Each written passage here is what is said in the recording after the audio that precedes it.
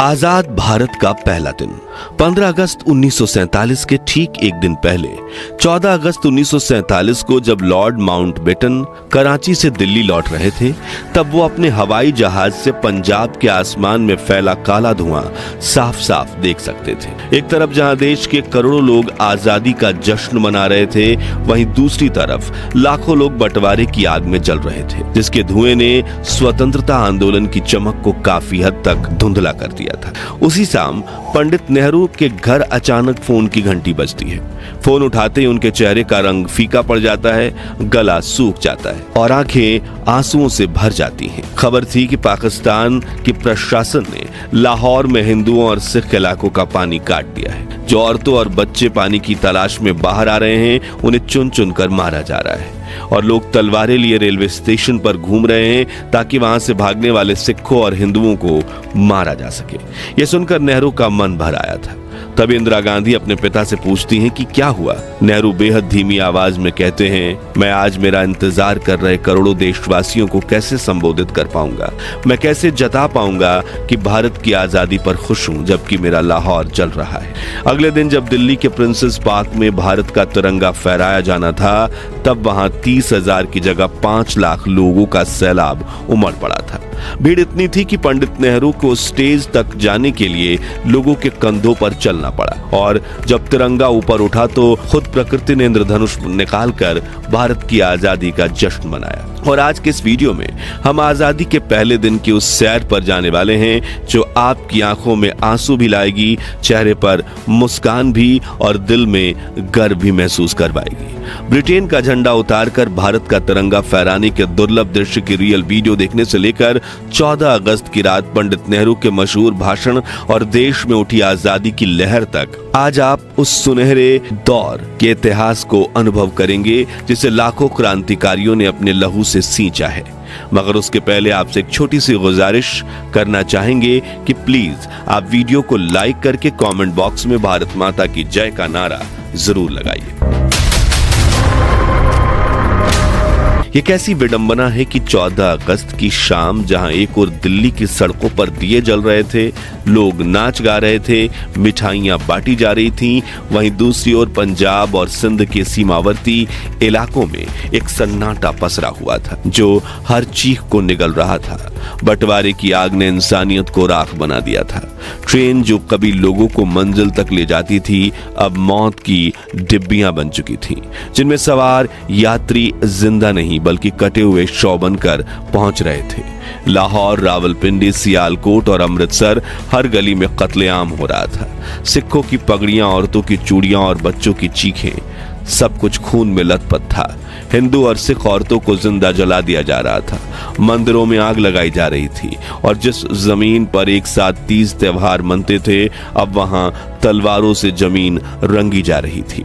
एक दूसरे से कंधा मिलाकर चलने वाले हिंदू मुस्लिम अब एक दूसरे की जान के भूखे हो चुके थे।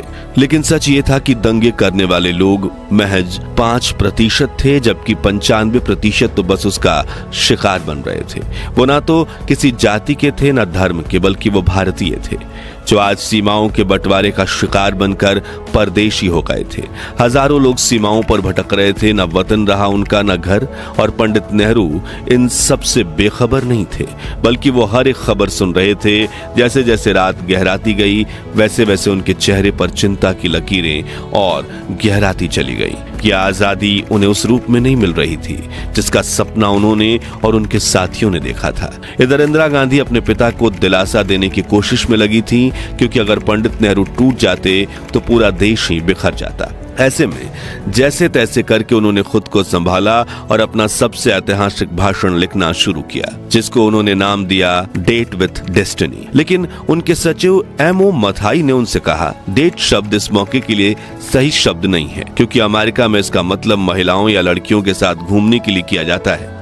तभी नेहरू ने डेट शब्द काट कर वहां लिखा ट्रिस्ट विथ डेस्टिनी, यानी नियति के साथ मुलाकात। 14 अगस्त की रात 11 बजे संसद भवन के सेंट्रल हॉल में स्वतंत्रता दिवस समारोह आयोजित किया गया, जिसकी शुरुआत की सुचेता कृपलानी ने, जो 60 के दशक में उत्तर प्रदेश की पहली महिला मुख्यमंत्री बनी। उन्होंने सबसे पहले अल्लामा इकबाल का गीत सारे जहां से अच्छा और फिर बंकिम चंद्र चटर्जी का वंदे मातरम गाया, जो बाद में भारत का राष्ट्रगीत बना।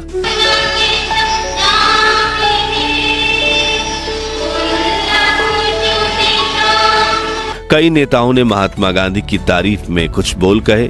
हम अपनी श्रद्धा और भक्ति का उपहार महात्मा गांधी को भी भेंट करें। 30 वर्षों से वो हमारे पथ प्रदर्शक बने रहे हैं। फिर ठीक 11:55 पर प्रधानमंत्री नेहरू की आवाज गूंजी। बहुत सालों पहले हमने नियति से एक वादा किया था, अब वो समय आ पहुंचा है कि हम उस वादे को निभाएं। शायद पूरी तरह से तो नहीं, लेकिन बहुत हद तक जरूर। आधी रात के समय जब पूरी दुनिया सो रही है, भारत आजादी की सांसें ले रहा है। आगे उन्होंने कहा, अच्छा है कि इस वक्त खास तौर से इस बात को याद रखें, इस आजादी के दरवाजे पर जब हम खड़े हैं, कि हिंदुस्तान किसी एक फिरके का मुल्क नहीं है, एक मजहब वालों का नहीं है, बल्कि बहुत सारे बहुत किस्म के बहुत धर्म मजहबों का है। अगले दिन के अखबारों के लिए नेहरू ने अपने भाषण में 2 पंक्तियां अलग से जोड़ते हुए कहा, हमारे ध्यान में वो भाई और बहन भी हैं जो राजनीतिक सीमाओं की वजह से हमसे अलग थलग पड़ गए हैं और उस आजादी की खुशियां नहीं मना सकते जो आज हमारे पास आई है। वो लोग भी हमारे हिस्से में हैं और हमेशा हमारे ही रहेंगे, चाहे कुछ भी हो। फिर जैसे ही घड़ी ने रात के 11 बजाए, शंख बजने लगे, वहां मौजूद लोगों की आंखों से आंसू बह निकले और महात्मा गांधी की जय के नारों से सेंट्रल हॉल गूंज गया। ये वही गांधी थे जो उस ऐतिहासिक पल में भी देश की धार्मिक एकता के लिए नोआखाली के गांवों की पदयात्रा कर रहे थे। राष्ट्रपति सुभाष चंद्र बोस का 51 बैलों का रथ चंद्रबाबू की।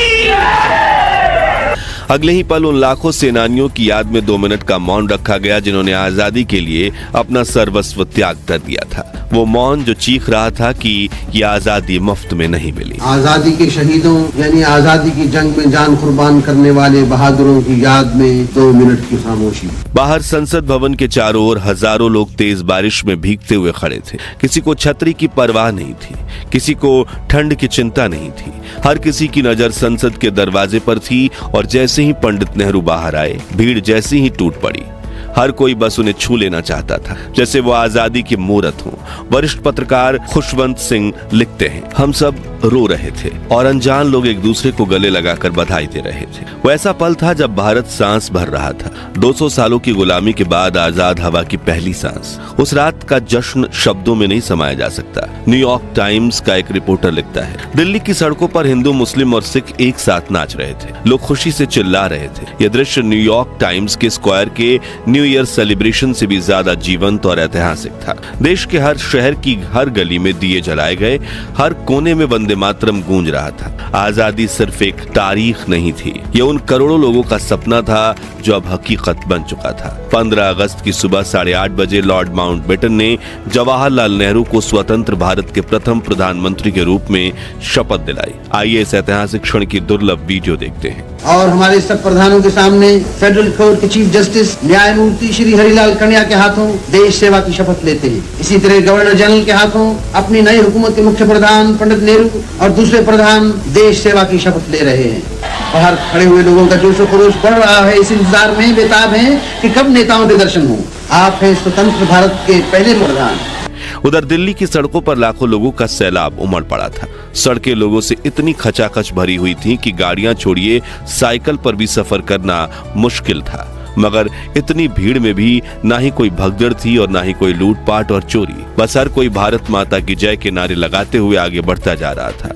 इस भीड़ को पहुंचना था दिल्ली के प्रिंसेस पार्क में, जहां लॉर्ड माउंटबेटन और पंडित नेहरू देश के पहले स्वतंत्रता दिवस पर पहली बार ब्रिटेन का झंडा उतारकर भारत का तिरंगा फहराने वाले थे। अब भीड़ का अनुमान तो 30,000 लोगों का लगाया गया था, लेकिन देखते ही देखते वहां 5 लाख लोग इकट्ठा हो गए, जो न सिर्फ भारत बल्कि दुनिया के इतिहास में कुंभ मेले के अलावा कहीं भी एकत्रित हुई सबसे बड़ी भीड़ थी। चारों तरफ सिर ही सिर दिखाई दे रहे थे। मंच, बल्लियां, रस्सियां, वीआईपी की कुर्सियां, सब कुछ भीड़ में बह गया। ढोल बजाने वाले किनारे दबकर रह गए और मंच के पास इंसानों की ऐसी दीवार खड़ी हो गई, उसे आर पार हवा भी मुश्किल से गुजर पा रही थी। इस ऐतिहासिक पल को याद करते हुए डोमिनिक लैपियर और लैरी कॉलिंस अपनी किताब फ्रीडम एट मिडनाइट में लिखते हैं कि वहां ऐसी माएं भी थीं जो अपने बच्चों को उफनाती भीड़ से बचाने के लिए गेंद की तरह हवा में उछालती और फिर पकड़ लेती, मानो इंद्रधनुष के नीचे बच्चों की बरसात हो रही हो। इस दृश्य को पहली बार देखने वाली 17 साल की पामेला माउंटबेटन की आंखें हैरानी से फैल गईं। जब मंच तक पहुंचना नामुमकिन लगने लगा तो पंडित नेहरू ने मंच से चिल्लाकर कहा, लोगों के ऊपर से चली आओ, उन्हें बुरा नहीं लगेगा। पामेला ने कहा, मैंने हील्स पहन रखी है। नेहरू बोले, उन्हें उतारो और हाथ में पकड़ लो। और पामेला सच में अपने सैंडल हाथ में लेकर भीड़ के सिरों पर चलती हुई मंच तक पहुंची। इस ऐतिहासिक पल की शोभा तब और बढ़ गई जब नेहरू भी उन्हीं के रास्ते मंच पर पहुंचे। तब माउंटबेटन की बग्घी भीड़ में ऐसी फंसी कि वो हिल भी न सकी। फिर उन्होंने चिल्लाकर नेहरू से कहा, लेट्स होस्ट द फ्लैग। वही हुआ। पहली बार पंडित नेहरू ने भारत की धरती पर भारत के लोगों के बीच अपने हाथों से अपने देश का तिरंगा फहराया। तोपों की सलामी दी गई और माउंटबेटन ने अपनी बग्घी पर खड़े खड़े तिरंगे को सलूट किया। इस दौरान जैसे आसमान ने भी अपने भाव प्रकट किए। तिरंगे के ठीक पीछे एक शानदार इंद्रधनुष उभर आया। लोगों ने आसमान की तरफ उंगली उठाकर कहा, देखो भगवान भी भारत की आजादी का स्वागत कर रहे हैं। उस क्षण ऐसा लगा जैसे पूरा ब्रह्मांड भारत की इस नई सुबह पर मुस्कुरा रहा हो। लॉर्ड माउंटबेटन, जिनके नाम से एक समय भारत थर्राया करता था, आज उसी भारत की जनता माउंटबेटन जय के नारे लगा रही थी। ऐसा सम्मान किसी अंग्रेज को 200 सालों में कभी नहीं मिला था। उनकी आंखें भर आई थी। शायद उन्होंने भी महसूस किया कि ये सिर्फ तिरंगे का नहीं बल्कि करोड़ों भारतीयों की आत्मा के पुनर्जन्म का दिन था। तो दोस्तों, अगर आप भी देश को आजादी दिलवाने वाले स्वतंत्रता सेनानियों पर गर्व करते हैं तो उनके सम्मान में कमेंट बॉक्स में जय हिंद जय भारत जरूर लिखें।